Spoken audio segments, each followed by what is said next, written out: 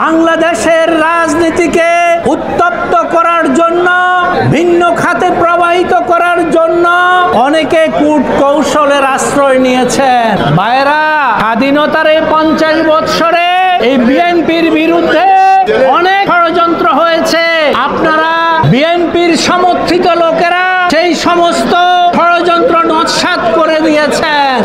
আজকে যারা এই সমস্ত কথা বলে গোলা পানিতে মাছ শিকার করতে চায়, তাদের উদ্দেশ্যে একটা কথাই বলবো, আমাদেরকে কথা বলতে বাধ্য করবেন না, আমাদেরকে স্লোগান শিখাবেন না, আমাদেরকে বলতে বাধ্য করবেন না। ভাইরা, বিএনপি বাংলাদেশের সবচেয়ে বড় দল, আপনাদের উপর দায়িত্ব আছে। কে কি বললো না